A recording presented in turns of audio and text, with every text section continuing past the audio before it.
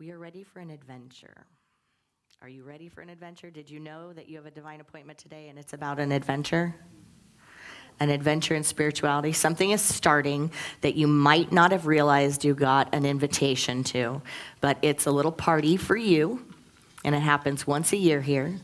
And you don't have to read the book, but I recommend you get the book. It's this book by Richard Rohr, who is a contemplative Catholic priest. He is an incredible teacher of mindfulness, contemplation, prayer, and spirituality. And this book is Everything Belongs. But you don't have to read it, and you don't have to get it, and you don't have to participate with a group to engage in it, but it will deepen your experience. It will help you connect more deeply your own experiences with your transformational journey and with others, and it will be a space for you to have support and to really engage in the practice. Today, we're starting the first section, the first step in the adventure. Richard Rohr talks about the center of our lives, being in the center or being at the circumference. The center and the circumference. And he talks about that spiritual journey of how we as humans, living a human experience, often exist on the circumference. We think life is about the things, it's about the stuff, it's about the circumference, rather than being fully rooted and grounded in the center of our being, which is always available. I recently lost my wallet, and this is kind of a funny story because I lost it a week ago. Who would have canceled their credit cards by now? Debit card, credit card, driver's license, right? Cancel that. I kept checking online. Nobody's used it. Nobody's used it yet. It's somewhere. But I think this might be the longest run I've had without it. Now, I'm one of those ladies that this is not too unfamiliar. Every day it's either the glasses or the keys or the phone or the wallet or my mind. And this week it was my little stack of credit cards. It's magnetic and attaches to the back of my phone. So I did my St. Anthony prayers. I tuned into my intuition. I even tapped some of you, and I almost posted it on Facebook. Okay, any intuitives out there, tell me where it is. I looked through my car. I got my car vacuumed. I went to the grocery store that I first realized I didn't have it when I was there. And then I went to the other grocery store with the same name that's in a different part of town that wasn't the one I thought I went to, but I went just in case, keeping my daughter up very late just to sit there and wait at the grocery store for them to check the office. I took a drive on the Saturday before my first day back at work for about an hour to go to a farm. The drive, mind you, was an hour, to go to a farm where I last used the credit card. And I drove there with my daughter, and of course it's a fun farm, so we walked around and we had to retrace all of our steps, but when you have a 5-year-old, you can't just retrace steps without getting into a pit of corn, without walking through a corn maze, right? And my aunt said to me as we were driving, as I was asking her if she had any thoughts of where it might be, and that I was taking this drive, and I was a bit resentful, that on a Saturday that I would like to have the time on that Saturday that I'm driving into the country for a half an hour each way to go on a wild goose chase where they did not have my credit card. And she said, well, I guess you need the drive. Two of you could use the drive. So I decided to change my attitude about it, because at first when we got there, my daughter said, well, can I just get in that corn pit? And I was like, no, we're not here to do that. And then I was like, might as well just get in a little corn pit while we walk around, do a little corn maze while we walk around, get a little icy slushy while we walk around. And you would think I wasn't looking for my credit card, but I was. The whole time, kind of just praying, being like, I've had little miracles happen where something can't show up and boom, there it is. I even had, the last time I lost my credit card, it fell. Well, I don't know that it fell. I have no idea. I was out of town. I got back into town. That one I did cancel and get a new one, which was not that long ago. But I opened my refrigerator when I came home. There it is, sitting right on in the door of the refrigerator. Like, that can't happen. That's not, and I had already, unfortunately, canceled it and gotten a new one, and I didn't want to get a new one again. But I'm just sitting there. It's been a week, right? It was last Sunday that I saw it. But I just had this sense, like I'm not going to get bent out of shape about this. I wanted to, and I didn't want to get bent out of shape about having to go through all the motions of canceling the debit card. There was a debit card in there. Yeah. The debit card, the 2 credit cards, and the driver's license. Because I just felt like it's okay. It's somewhere. But I had exhausted all of my options. I've retraced all my steps. The car's clean. I even listened to my daughter when I asked her, this is like not a good adult ministry trick, but I was like, do you have any intuitions about where it might be? And she said, I'm getting apples and a porch. And that was one reason we went to the farm. And corn. I was like, oh, now she knows the tricks of how to get an extra adventure. Mommy, I think it's at Worlds of Fun. So I'm in bed last night getting ready to go to sleep, and I've got, my talk stuff, because that's how I like to go to sleep on a Saturday night. I've got it all sitting there, and it's like some more focus time. And the last thing I'm thinking is about focusing on anything else, but right here and right now this morning. And I get a text from one of my girlfriends who's getting ready for her daughter's wedding, and she was folding 100 sets of napkins and forks and spoons. And she says, I ended up buying a few more champagne flutes, and she sends me the picture, but I might need some more. And I said, oh, I wish you had told me, because I think I still have some. Someone gave me a nice little load of them.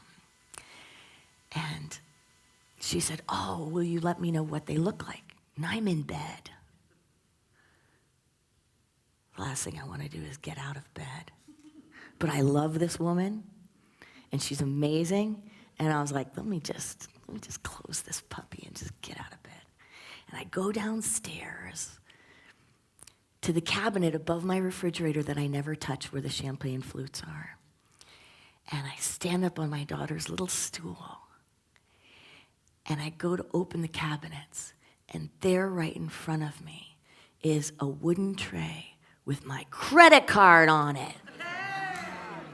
The whole little thing right there. And I texted her, I was like, thank you. I stepped into service. I stepped into giving. I listened. I let go. Now, I tried to get there all week long, every day. I tried. Are you hearing me? Amen on that? I tried to get there. And I also trusted. I also didn't freak out. I just lived my life. This is my life. I'm driving to the country.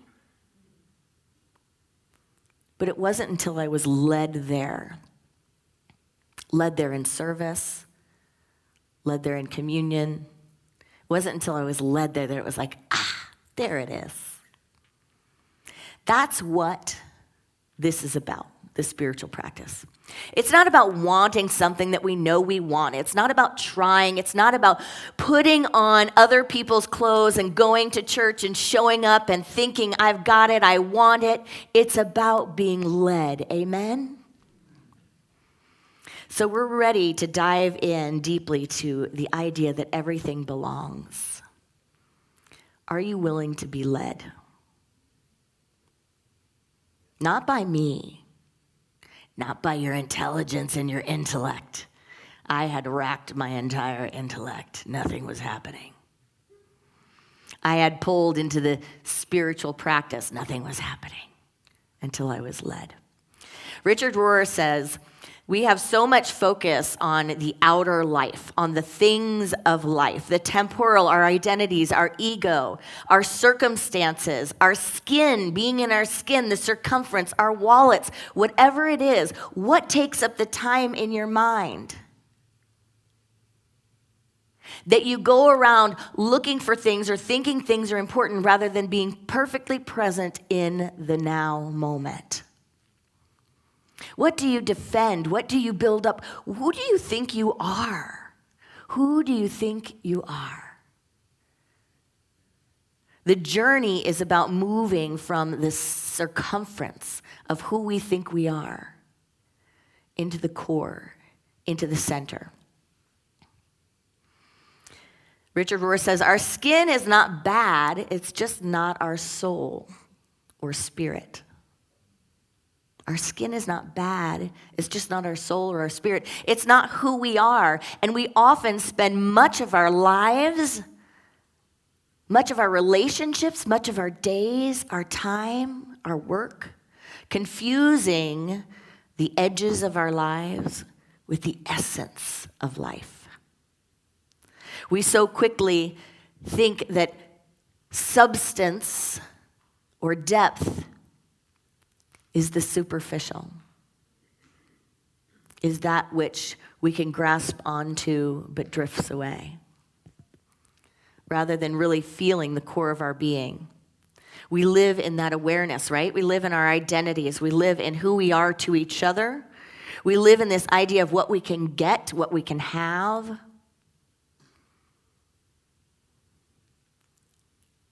We live on the edges of our own lives while we crave being in the center. And the good news and the bad news is that nothing will fulfill those cravings but moving to the center.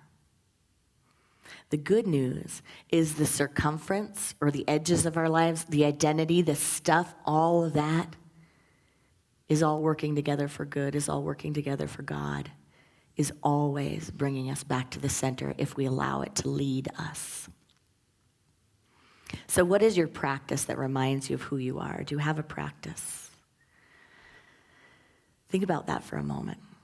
What is your practice that reminds you of who you are? That you're not just a body, that you're not what you buy, that you're not your bank account, that you're not how you look, that you're not your relationships, but that you are the essence of who you are, the essence of light itself shining through skin. What reminds you of that? Do you practice it? What brings you back to who you are and helps you go beyond the shopping, the scheduling, the shuffling around in this consumer-driven world? Richard Rohr says, our skin-encapsulated egos are the only self that most of us know. And this is where we usually get trapped. This is where we usually get trapped. Sometimes we're trapped and we don't even know it. Sometimes we think we're in center and we don't even realize we're on the circumference of our lives. Richard Rohr talks about the ordinary path. He says the ordinary path is a gradual awakening and an occasional quieting, a passion for and a surrendering to, a caring and a not caring at all. It is both center and circumference, and I am finally not in control of either one. But we must begin somewhere. For most of us, the beginning point is at the edges. This reality, felt and not denied, suffered and enjoyed, becomes the royal road to the center. In other words, reality itself, our reality, my limited and sometimes misinterpreted experience, still becomes the revelatory place for God. For some reason, we seem to prefer fabricated realities to the strong and sensitizing face of what is. He goes on to say, the great teachers tell us not to stay on the circumference too long, or we will never know ourselves or God. We're here for growth, he says. We're here for transformation. We're here for our awakening. Going into that idea that the human and the identities and all of that is not bad, but we don't need to use it to forget who we are, right? I mean, think about how often we make all of these things that happen in our lives more important than the practice. And what if with everything What if with everything we said, where's the practice? Where is God? Where is my center? He goes on to talk about the skin. He says, skin might also be the only available beginning point for many contemporary people. Earlier people who didn't have as many escapes, and boy, do we have escapes, right? Whoo. Earlier people who didn't have as many escapes and means to avoid reality had to find their essence earlier just to survive. On the contrary, we can remain on the circumference of our life for quite a long time, so long that it starts feeling like the only life available. If it feels like that's the only life available, welcome home. You know there are sounds that animals can hear that we can't hear. There are ways of seeing. There are things in the visible spectrum, and then there's the invisible spectrum, and we don't have the ability to see all of it even though we know it's there, right? It's incredible. Like we live in an incredible universe. We live and have our being on a ball like a marble. We are on a marble rolling through space. Like, I don't think we wake up every morning and think about that. I don't wake up every morning and wonder why my toes are stuck to the ground and then get out there and start my day in absolute wonder. I mean, maybe when you look at the moon that we just had, right? Didn't that make you stop? If you didn't notice it, watch it next time. The moon is a practice. It makes us stop and go, what? What? What is this? What are we? We can live in the wonder.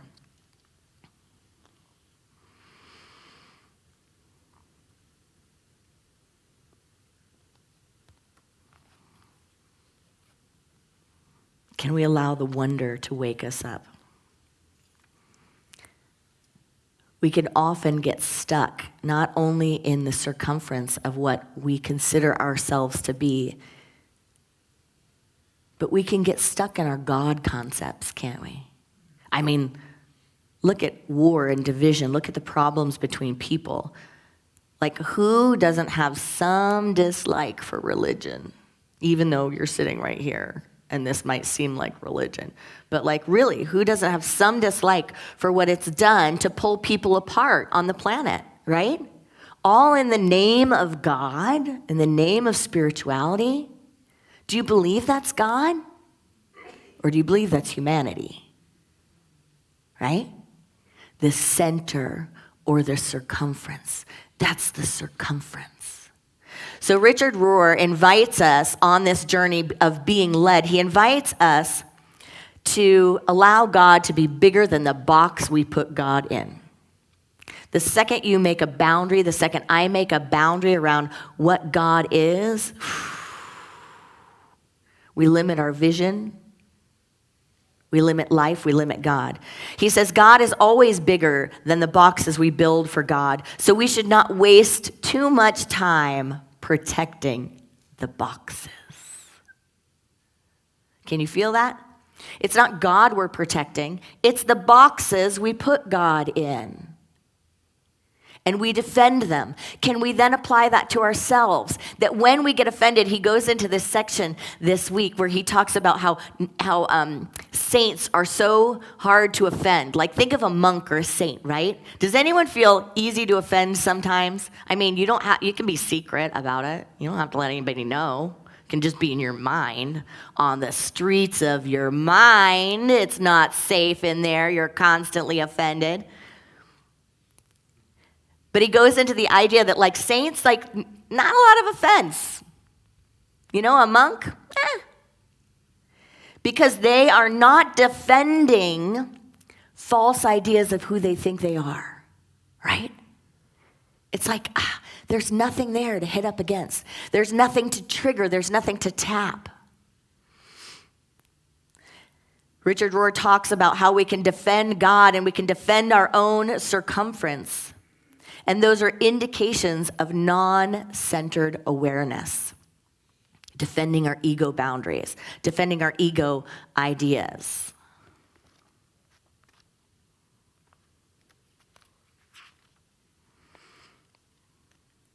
He says, God is always bigger than the boxes we build for God. So we should not waste too much time protecting the boxes. By contrast, the most obvious indication of non-centered people is that they're frankly very difficult to live with. Now, this is not to blame and shame ourselves. I would bet that anyone who encounters any of us might say we're a little difficult.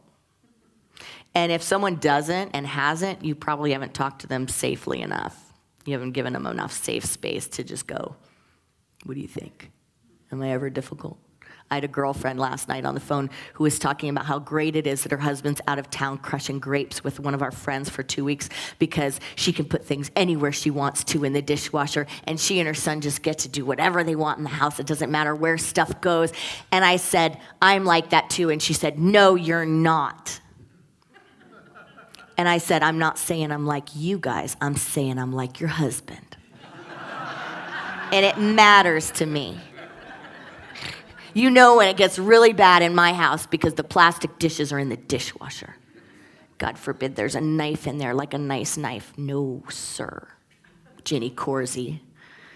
I stayed at her house once and she left me a list. I read it. I was like, I'm a Virgo. You don't need that list for me. I would never put your plastic in the dishwasher. If you want to know why you don't do that, come see me after the service. Every one of their ego boundaries must be defended, negotiated, or worshiped. Their reputation, their needs, their nation, their security, their religion, even their, I don't know if I want to say this here. Wait. Even their ball team. What is going on with the Chiefs this year? Everyone is wearing Chiefs stuff all the time. It's because we won last year, right? So that's because everyone thinks we're going to win again.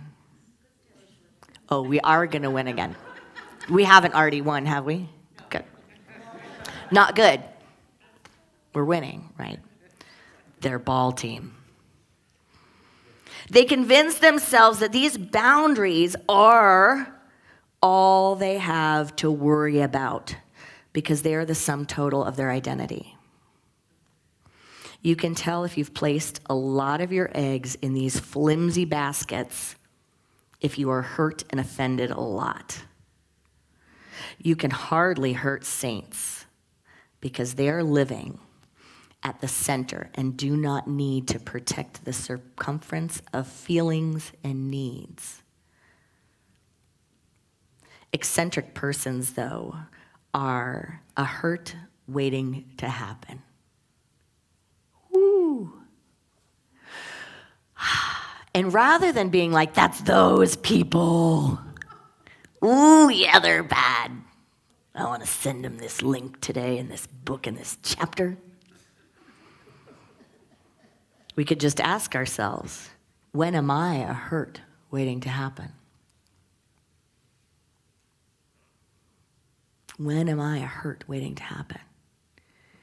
And when I am a hurt waiting to happen, can I allow myself to be led back to all Godness at my center? To recognize that's not the fullness of me. It's my experience, but it's not who I am.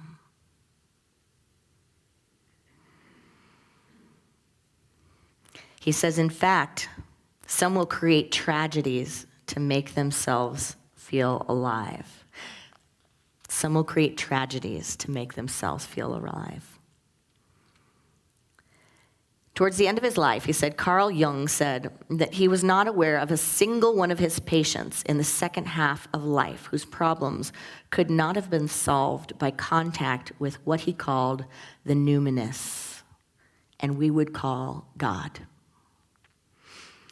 An extraordinary statement, he said, from a man who had no great love for institutional religion. I believe Richard Rohr said that we have no real access to who we really are except in God. Only when we rest in God can we find the safety and the spaciousness and the scary freedom to be who we are, all that we are, more than we are, and less than we are. Only when we live and see through God can everything belong. All other systems exclude, expel, punish, and protect to find identity for their members in ideological perfection or some kind of purity. The contaminating element always has to be searched out and scolded. Apart from taking up so much useless time and energy, this effort keeps us from the one and only task of love and union. The one and only task of love and union. Are we willing to say yes to the constant invitation for love and union?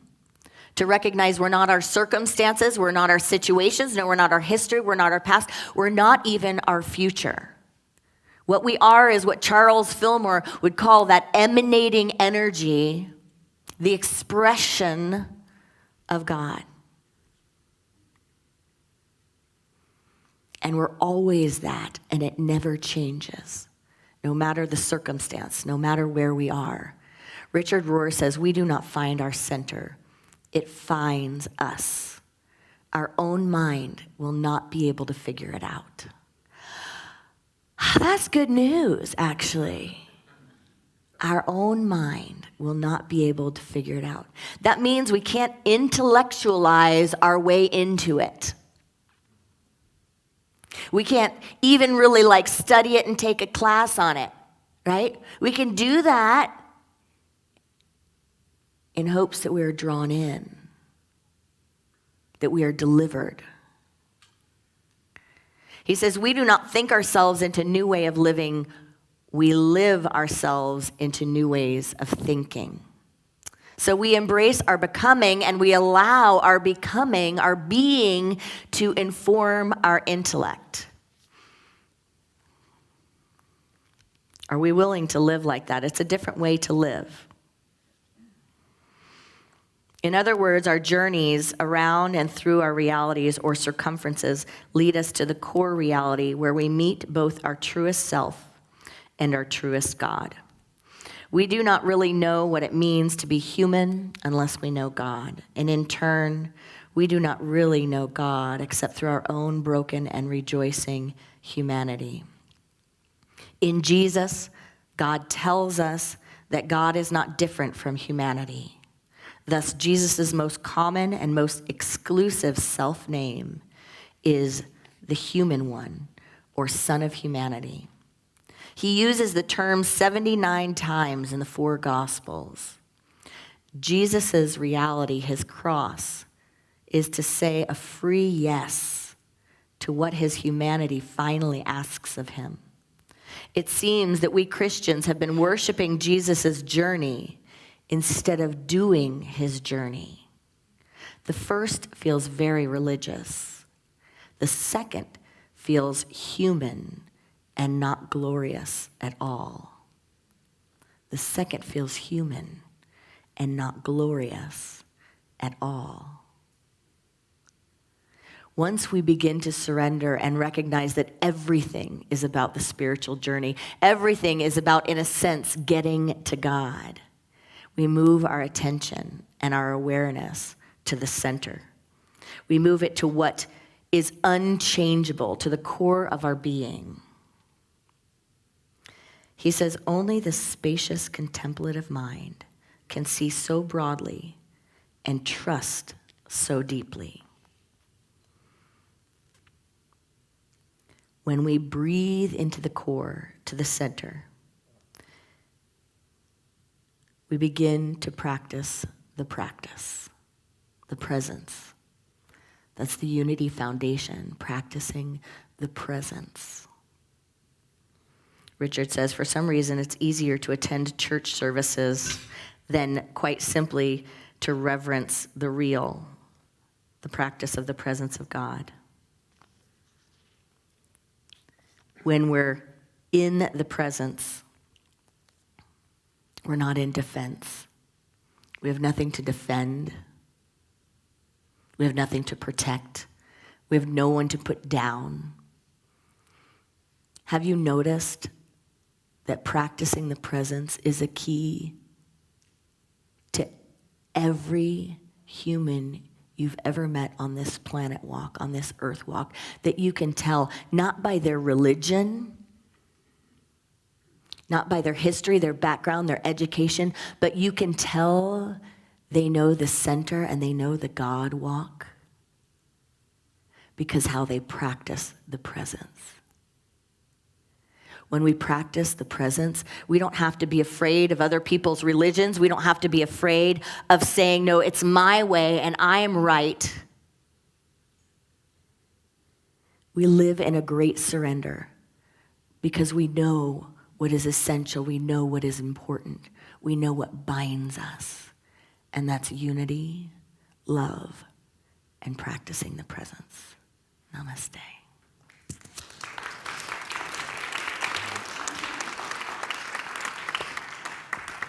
Let's take a moment to breathe into a time of meditation, just to allow ourselves to feel centered, to breathe in what is here for us today. Sweet Spirit, dear God,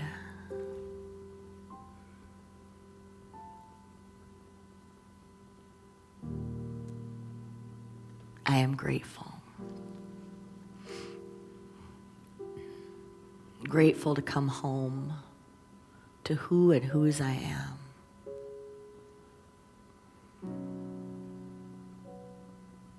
Grateful that everywhere I arrive, I can practice the presence. In every sanctuary, in every friendship, in every place, in every space.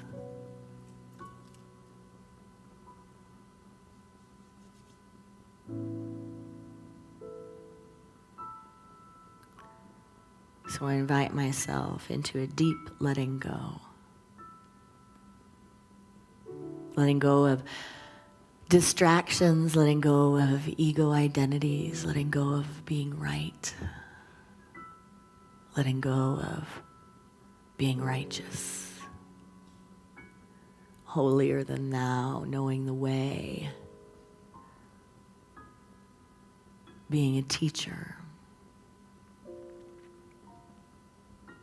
And I breathe into the practice of embracing the fullness of my humanity.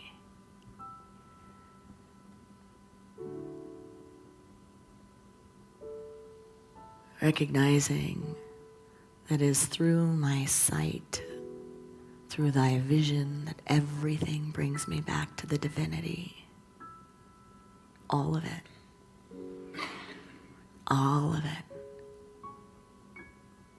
There is no thing that is outside of God.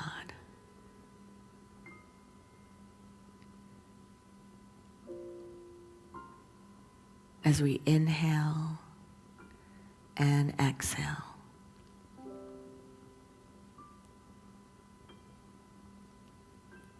we allow ourselves to remember that we are more than our skin.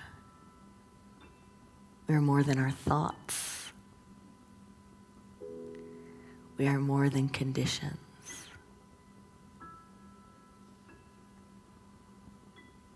We are of the light. We are of God. And all Godness is right here, in this present moment, that is always the moment available to us, in the sacred stillness of the silence.